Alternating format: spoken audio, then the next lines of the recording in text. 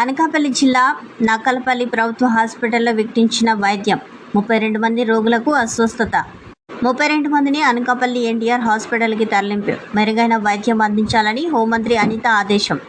నక్కపల్లిలో గల 50 పడకల ప్రభుత్వ హాస్పిటల్లో వివిధ రోగాలకు సంబంధించి చికిత్స పొందుతున్న రోగులకు వైద్యం వికటించడంతో 32 మంది రోగులు అస్వస్థతకు గురయ్యారు.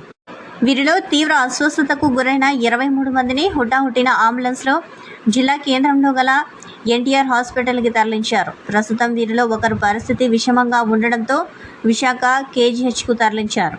మంగళవారం రాత్రి 8 గంటల సమయంలో హాస్పిటల్లో వివిధ వ్యాధులతో చికిత్స పొందుతున్న రోగులకు వారి కేషీట్ల ప్రకారం వైద్యం అందించారు. ఇందులో భాగంగా రోగులకు ట్యాబ్లెట్స్తో పాటు గారిమా కంపెనీకి చెందిన సెఫోటాక్సిమో సోడియం ఇంజెక్షన్ను కూడా రోగులకు ఇచ్చారు. ఇంజెక్షన్ వికటించడంతో వారిని వికారం, చర్మంపై దుద్దుట్లు, వాంతులు ప్రారంభమయ్యాయి.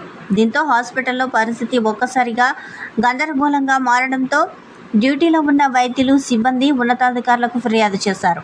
దీంతో ఉన్నతాధికారుల ఆదేశాల మేరకు స్థానిక హాస్పిటల్ సిబ్బంది అందుబాటులో ఉన్న అంబులెన్స్లో సహాయంతో జిల్లా కేంద్రం అనకాపల్లిలో గల ఎన్టీఆర్ ప్రభుత్వ హాస్పిటల్కి రోగులను తరలించారు.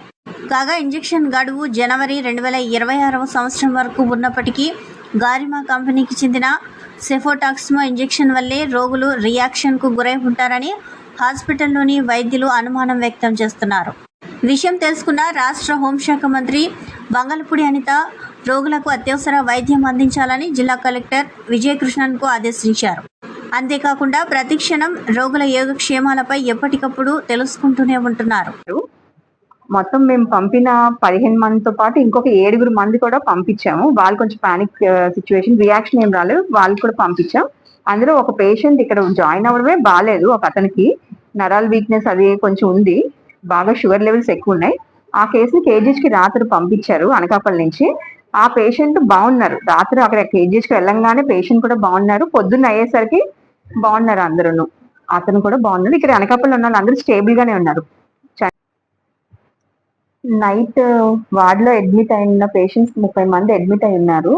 అందులోని ఇంజెక్షన్స్ రాత్రి నైట్ డోస్ ఇచ్చినప్పుడు 8:30, 9:30 నుంచి ఒక్కొక్కరికి వాంతులు, హెడ్ఏక్, చిల్స్, రైగర్, టెంపరేచర్ వచ్చింది.